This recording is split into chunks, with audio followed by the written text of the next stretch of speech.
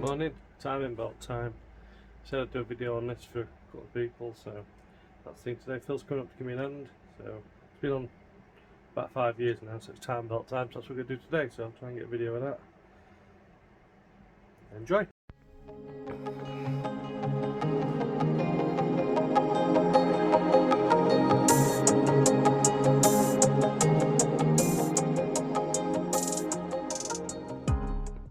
Wait for Phil to turn up and then get rocker cover off, so that's off.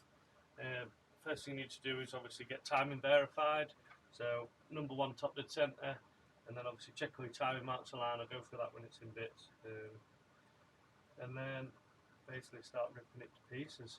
Got a heater on because it's a bit cold today. Got a bit of an headache from last night, went to a friend's house and had a few drinks, but I think working out car this time of year gets back into it, so that's what we're going to do. So I've not done one of these time lapse sort of things before, so I'm going to have a go at that and see how that worked out, just to speed it up so it's not too long a video. And then when we get to key points, I'll do an extra bit of video to put in. So yeah, looking forward to it. So thanks for tuning in. I hope you enjoy it.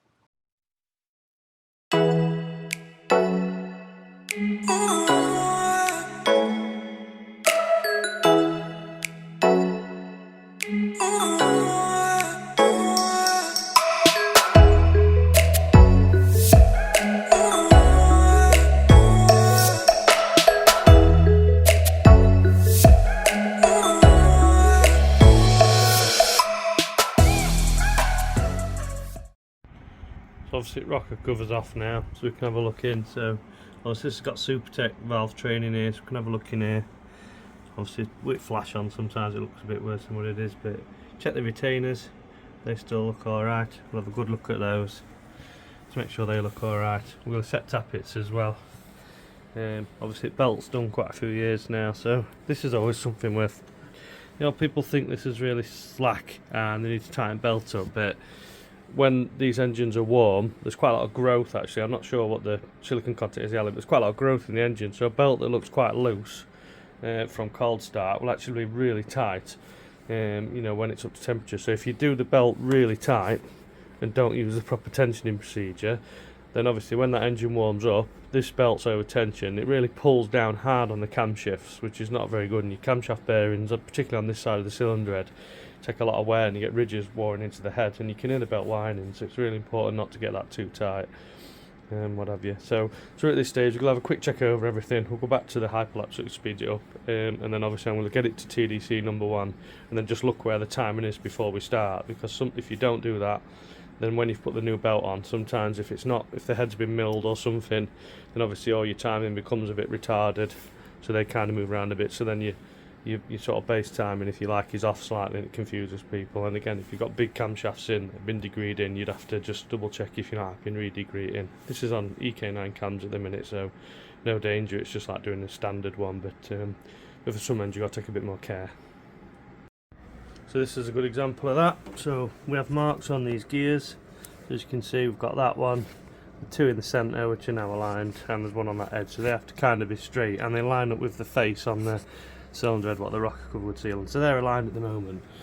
Down on the crank pulley, to focus, so down here you can see we're past the mark, so we've gone past, there your timing marks to the left, and then that one should actually be in line with there, but it's not, because this has had some off the head before, so we actually have to go slightly past that before the cams line up, so it will be in the same position when we come back. So the cams are a little bit retarded, which gives you a bit of topping power. We could obviously use the cam gears to move it back, but this runs quite nice as that, so that's just an example of why you always check first and you verify time before you start.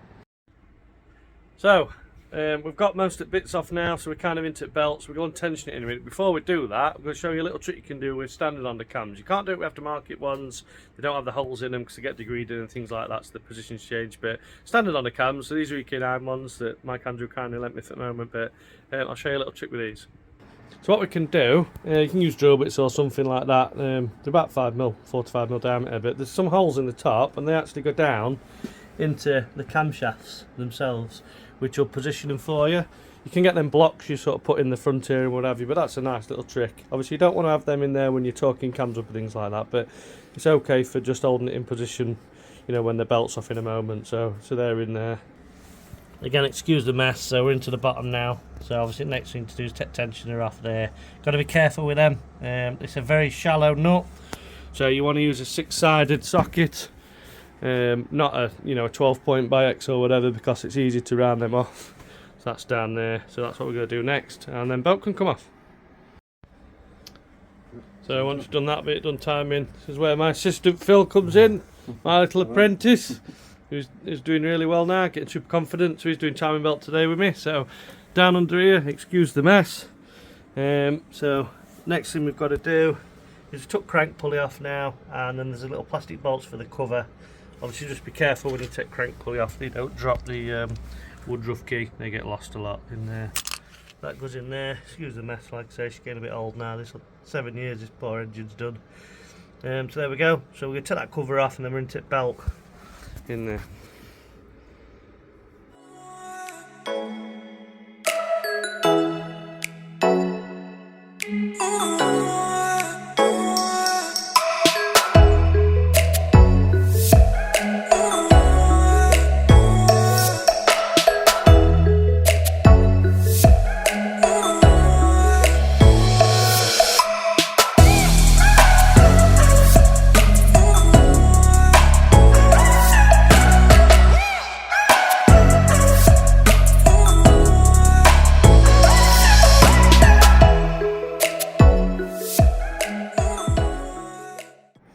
So undone tensioner now, so now the belt's floppy, so obviously you can just go ahead and remove the belt now.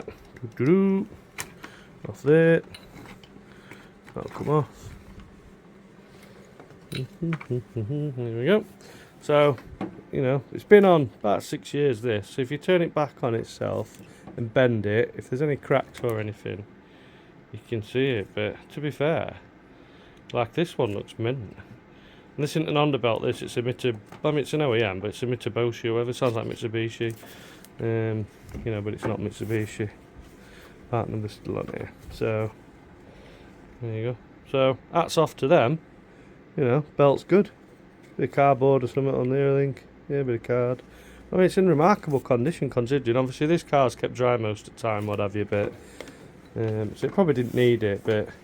When you're spinning these to 9,500 and stuff like that, you don't skimp on a belt, so that's why it's having one. So again, it's a good time to check your gears. You can see sometimes where there's been a bit of stones and bits and bobs in here and things like that. So it's always worth having a good check around the belt. This is always cool. So that's where they're stitched together, which is alarming. If you look, it's stitched. Just there, you can see it. So they're actually two-piece, and then they're stitched together when they're manufactured in a tube. Just a massive tube. And then it's a bit like slicing a cucumber, if you like. A machine cuts all them down then into slices. So yeah, so that's where it's joined together. So it's not a defect, but it always alarms me a little bit that there is a join in it. But they do use like proper process for doing it. It's like Kevlar stitching stuff. So there you go. All right, there we go. So we'll get the new one out and we'll get that on. So when you come around to that, just go steady, because you want to line that mark up with that one on that cover. So go really slowly when you're coming back to it. That just gone past? Yeah, looks alright to me. That's that mark there. Yeah, that's perfect. And top's lined up, look. So that's yeah. spot on. So that mark down the bottom's lined up, cams are lined up at top. So those two are there where we were. And we're just past on that mark, which is what we should be, because we were before the beginning. So that's on. Tension wise, again, that little bit of flapping top. Nice on the sides. So I'd say we're about there on that. So once the engine's warm, that's going to be tight, so I'd say we're okay. This is what I like to see, look. The apprentice ripping in. Doing the rubbish jobs. Paul Phillips doing the little plastic ones on the timing cover. Down in here, you want a little tiny extension just to get in there, it's just nice. Obviously a timing belt tensioner needs torquing, again be careful with your socket. I can't actually remember what that was, so I had to look it up, so that's done now. So that's like 40 pounds feet or whatever, so I think about 50 Newton meters, so that's done 50 Newton meters. So that's all done. We've double checked his timing, we're happy with that. So yeah, it's going nice so far. you forget how easy these are to work on. It's lovely compared to some modern stuff. They're disgusting. You agree, Phil? Yes, that's nice. So yeah, so carry on with it. So one other things I want to do, the cam's are a bit retarded anyway, as we said, because the head's been milled over years, but I just want to put a couple of degrees in advance into intake cam. It works quite nice on these, just give a bit more valve overlap, so I'm just going to do that now actually. So yeah, I've undone them Allen keys, and obviously I'm just going to move the cam round a little bit. Yeah. So obviously you've got retard and advance on here, so what we're going to do, we've undone them, is we're just going to advance the intake cam if we can, just a couple of degrees. So that's a bit far, just going a bit closer so I can see marks, Phil. Yeah, so you want 2 degrees on there, so back a tad I think. A bit tight still.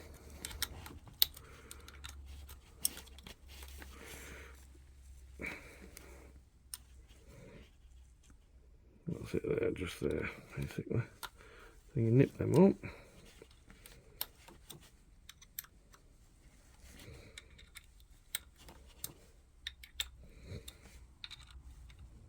So each of these little marks on here, although I've only got one mark, that's 2 degrees at the crank. That is, so it's only 2 degrees, but it does work, works quite nice on these, so that's what we're going to do. And then obviously just torque all those back up. So there we go, that's her back together, so hopefully everything's alright. I'm going to change the valve cover like I said at the beginning of the video, but I don't obviously want any crap going in there, so that can go on for now. So looking forward to getting that sorted. Obviously because I've changed cam timing, I'll just nip out and do a quick road tune, just check that's alright, but it shouldn't make too much of a difference. It'll be interesting to see if it's leaned up anywhere in the top end. If it does, then that shows you that obviously your airflow rates increase, so it wants a bit of fuel added in. If it's gone richer, then it's not going to work. I did have that when I changed the air filter actually, when I put a normal air filter back on, and funnily enough the inlet wasn't as good as what I thought it was going to be over the old AEBS one. It's interesting because obviously if you change something and then the car's richer, in theory it's not getting the same amount of oxygen again, so it's always interesting to see what happens. So I'll go out, do a road tune, see what it's like.